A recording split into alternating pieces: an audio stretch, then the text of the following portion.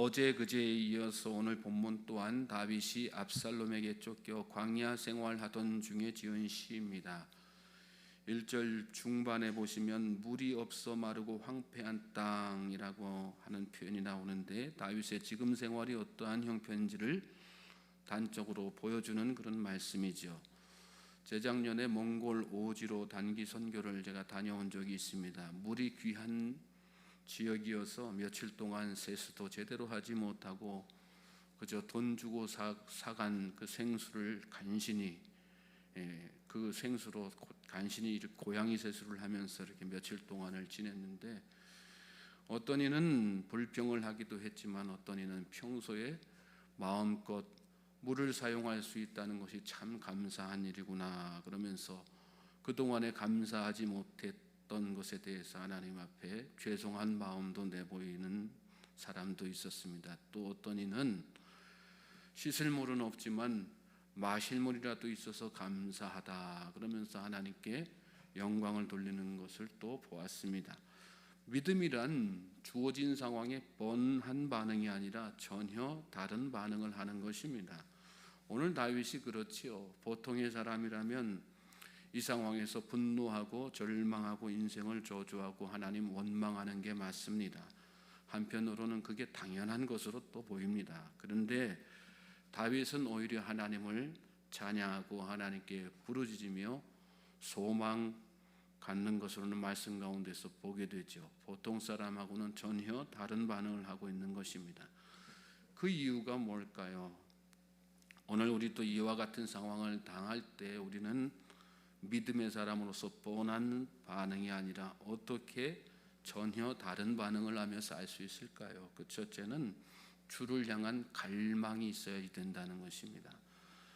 말씀 보시면 하나님이여 주는 나의 하나님이시라 내가 간절히 주를 찾되 물이 없어 마르고 황폐한 땅에서 내 영혼이 주를 갈망하며 내 육체가 주를 앙모하나이다. 말씀 보면 간절히 갈망 앙모 이런 말이 나오는데 같은 뜻을 가진 단어들이지요. 내 영혼이 주를 갈망하며 내 육체가 주를 앙모하나이다. 여러분 다윗이 지금 어떤 모습으로 어떤 태도와 마음가짐으로 하나님을 갈망하는지 여러분 머릿속에 그려지십니까? 다윗은 정말로 진심으로 온 마음과 뜻과 정성을 다해서 하나님을 갈망하고 있습니다. 그 이유는 뭘까요? 2절 말씀 보시면 주의 권능과 영광을 보기 위하여다 그렇게 말씀했어요. 2절 말씀 다시 보시겠습니까? 2절 말씀 보시면 내가 주의 권능과 영광을 보기 위하여 이와 같이 성소에서 주를 바라보았나이다. 여러분 우리가 믿는 하나님은 어떤 하나님이세요? 권능의 하나님이세요. 믿습니까? 권능의 하나님이란 말씀은 능치 못함이 없으신 분이라는 그런 말씀이죠. 하나님은 갈망하는 자에게 권능을 나타내시고 그걸 통해서 영광을 드러내시는 것입니다. 그러므로 하나님을 갈망하는 사람은 상황에 대한 해석이 다르고 반응이 다르고 삶의 태도가 다 달라지는 것입니다. 그래서 그 인생이 복된 인생 되는 거죠. 여리고성에서 예수님 만난 삭개오를 여러분 잘 아실 것입니다. 세리장이라 사람들에게 따돌림 당하는 그런 사람이었죠. 작은 키 때문에 예수님 보기 위해서 사람들 틈을 비집고 앞으로 나아가 보려고 하지만 사람들이 틈을 내주지 않습니다. 보통의 사람이라면 그 상황에서 분노하고 원망하고 포기하고 집으로 돌아갔을 것입니다. 그러나 그는 그렇게 하지 않고 나무 위로 올라갔습니다. 예수님의 권능과 영광을 보고자 하는 그 속에 있는 진실된 갈망이 마음속에 가득 채우고 있었기 때문입니다. 어떤 일이 일어납니까? 예수님이 그를 바라보시지요. 삭개오야 속히 내려오라. 오늘 내가 네 집에 유하여야 되겠다. 삭개오는 예수님의 권능과 영광을 보는 주인공이 되었습니다. 여러분의 마음을 주를 향한 갈망으로 가득 채우시길 바랍니다. 그럴 때 반응이 달라지고 인생이 다 달라지는 것입니다. 또 한 가지는 찬양하며 살 것에 대해 다짐해야 된다는 것입니다. 3절부터 7절 말씀입니다. 주의 인자하심이 생명보다 나음으로 내 입술이 주를 찬양할 것이라. 이러므로 나의 평생의 주를 송축하며 주의 이름으로 말미암아 나의 손을 들리이다. 골수와 기름진 것을 먹음과 같이 나의 영혼이 만족할 것이라. 나의 입이 기쁜 입술로 주를 찬송하되 내가 나의 침상에서 주를 기억하며 새벽에 주의 말씀을 작은 소리로 읊조릴 때 하오리니 주는 나의 도움이 되셨습니다. 내가 주의 날개 그늘에서 즐겁게 부르리이다. 이 말씀 보시면 찬양할 것이라 그랬어요. 3절 4절에는 손을 들리이다. 또 그 다음에는 나의 영혼이 만족할 것이라. 그리고 그 다음에 또 보시면 주의 말씀을 작은 소리로 읊조릴 때에 하오리니 이런 말씀이 나오죠. 그리고 7절 말씀에는 내가 주의 날개 그늘에서 즐겁게 부르리이다. 공통점이 있죠. 어떤 공통점이에요? 다 미래형이라는 거예요. 나는 이렇게 할 것입니다. 어떻게 한다는 거예요? 하나님, 제가 주님 찬양하면서 살 것입니다. 한마디로 하면 그런 내용이요. 찬양할 것이라, 손을 들리라, 다 그런 거 아니겠어요? 즐겁게 부르리이다, 찬양하겠다. 하나님, 제가 앞으로 이렇게 하나님을 찬양하면서 살겠습니다. 반복해서 쓴 거는 뭐예요? 내 지금 상황이 하나님을 만편히 찬양할 수 있는 그런 상황이지만, 그러나 하나님, 제가 이렇게 다짐하고 또 다짐하고 결심하고 또 결심합니다.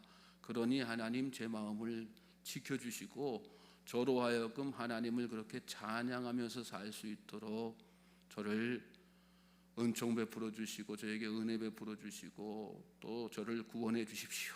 그런 다윗의 마음속의 소원이 이 말씀 구절구절 그렇게 들어있는 것이죠. 여러분, 믿음은 결심하고 또 결심하는 거예요. 다짐하고 또 다짐하는 거예요. 다윗이 왜 이렇게 반복적으로 또 다짐하는 거예요? 인간의 마음이란 어떻게 변할지 모르기 때문에 자기 자신의 마음을 자신감을 갖지만 담보할 수는 없는 거 아니겠어요? 그렇습니다. 사람의 결심이라고 하는 것은, 사람의 마음이라고 하는 것은 결심한 거 사흘 넘기기가 참 어렵습니다. 모든 상황 속에서 하나님을 찬양하며 산다는 것은 여러분 결코 쉬운 일이 아닙니다. 그래서 우리는 날마다 마음을 새롭게 다지고 또 다지는 것이 참 필요한 거예요. 여러분의 마음을 다지고 또 다지고 결심하고 또 결심하며 나아갈 수 있길 바랍니다. 믿음이란 쇠를 단련하는 것과 같아요. 한 번에 단단해지지 않습니다. 우리가 성숙한 믿음, 그리고 하나님의 영광, 하나님께 찬양, 반복적으로 하지만 그 결심이 한 번에 다 됩니까? 그렇지 않죠. 그래서 우리가 다짐하고 또 다짐하는 것이 필요한 거예요. 결단하고 또 결단하는 것이 또 필요한 거고요. 작심삼일 3일마다 하면 어떻게 되는 걸까요? 평생 가는 거예요. 사흘에 한 번씩. 여러분, 내가 하나님 찬양하며 살겠습니다 하는 결단을 사흘에 한 번씩만 드려보십시오. 그러면 평생 가는 거예요. 한 번 하고 마니까 나는 찬양하면서 살겠습니다 하고 결단하지만 어느새 뒤돌아서서 불평하고 원망이 쏟아져 나오는 거 아니겠어요? 사흘에 한 번씩이라도 내가 각성하는 마음으로, 내 믿음 새롭게 하는 마음으로, 하나님, 제 이 다짐을 드립니다. 하나님, 제 인생 평생토록 하나님을 찬양하면서 살겠습니다. 하나님만 바라보고 나아가겠습니다. 하나님만 믿고 나아가겠습니다. 다른 데 쳐다보지 않고 오직 하나님만 바라보면서 다른 거 의지하지 않고 오직 하나님만 의지하면서 살겠습니다.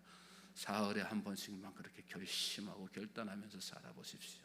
그 결심이 다지고 또 다져져서 그렇게 우리의 삶을 평생토록 이끌어가는 것입니다.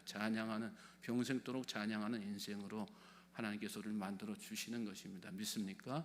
그런 사람은 자기의 상황이 그렇게 보통의 사람처럼 반응하는 것이 아니라 어떻게 해요? 전혀 다른 반응을 하면서 사는 거죠. 마지막으로 확신이 있어야지 되는데 뭐에 대한 확신이냐? 하나님의 공의에 대한 확신입니다. 8절부터 11절 말씀 보세요. 나의 영혼이 주를 가까이 따르니 주의 오른손이 나를 붙드시거니와 나의 영혼을 찾아 멸하려 하는 그들은 땅 깊은 곳에 들어가며 칼의 세력에 넘겨져 승냥이의 먹이가 되리이다. 왕은 하나님을 즐거워하리니 주께 맹세한 자마다 자랑할 것이나 거짓말하는 자의 입은 막히리로다. 그랬어요. 뭐에 대한 확신이요? 하나님의 공의에 대한 확신. 하나님의 공의는 어떤 공의입니까? 하나님을 믿고 따르는 자, 의지하는 자는 반드시 축복하시는 공의예요. 믿습니까? 그러나 하나님을 거부하고 거절하고 믿지 않고 불신앙으로 살고 원망으로 살면 그 인생 결국은 저주받은 인생 되고 마는 것, 그것이 하나님의 심판이고 공의인 것입니다. 우리 믿는 자들은 거기에 대한 확신이 있어야 돼. 그래서 성경에는 지금 당장 악인이 흥하는 것에 대해서 절대 부러워하지 말라, 그런 말씀하시잖아요. 그런 거 부러워할 필요 없다는 거예요. 인생의 결국은 지금은 잘 되는 것 같지만 결국 그 인생 저주받은 인생으로 끝날 수밖에 없다는 그런 말씀 아니겠습니까? 오늘 저와 여러분은 그러므로 그 확신을 가지고 내 삶의 지금의 이 상황이 어떠한 상황이든 하나님께서는 내 인생 반드시 축복하신다. 왜? 내가 하나님 앞에 지금 오늘도 정말 하나님께서 기뻐하시는 모습으로 하나님 앞에 기도하고 기뻐하시는 모습으로 하나님 앞에 찬양하면서 사는데 내 인생을 하나님께서 그냥 두시지 않는다. 그런 확신 가지고 하루하루 사실 수 있길 바랍니다. 그럴 때 우리 삶 가운데 주어진 상황에 대한 반응이 달라지고 태도가 달라지고 삶의 모습이 다 달라지는 거예요. 생각이 달라지고. 그래서 결국은 하나님께서 확신 주시는 대로 우리 인생을 복된 인생으로 이끌어 가시는 것입니다. 오늘 하루가 저와 여러분에게 그런 하루가 되기를 다시 한번 주님의 이름으로 소망하고 축복합니다. 말라기서 4장 1절로 2절에 이런 말씀이 있습니다. 만군의 여호와가 이르노라 보라 용광로 불같이 든 날이 이르리니 교만한 자와 악을 행하는 자는 다 지푸라기 같을 것이라. 그 이르는 날에 그들을 살라 그 뿌리와 가지를 남기지 아니할 것이로되 내 이름을 경외하는 너희에게는 공의로운 해가 떠올라서 치료하는 광선을 비추리니 너희가 나가서 외양간에서 나온 송아지같이 뛰리라. 오늘 하나님께서 저와 여러분에게 주시는 말씀이라는 생각을 마음속에 깊이 있게 깨닫고 여러분 그러므로 주어진 상황이 어떠하든 확신 가운데 사십시오. 그러면 하나님께서 반드시 하시는 거예요. 치료하신다 그랬잖아요. 여러분 몸에 질병이 있어도 걱정하지 마세요. 하나님께서 다 치료하시는 거예요. 하나님의 방법대로. 여러분의 가족들도 가족이 아파서 요새 마음고생하시는 우리 권사님도 계시는데 걱정하지 마십시오. 하나님께서 하나님의 방법으로 다 회복시키시는 거예요. 믿습니까? 하나님은 공의로우신 분이세요. 그 하나님을 믿고 이 새벽에도 열심히 기도하는 마음속에 갈망을 가지고 다짐을 가지고 확신을 가지고 기도하는 우리 모든 성도님들 되시기를 다시 한번 주님의 이름으로 소망하고 축복합니다.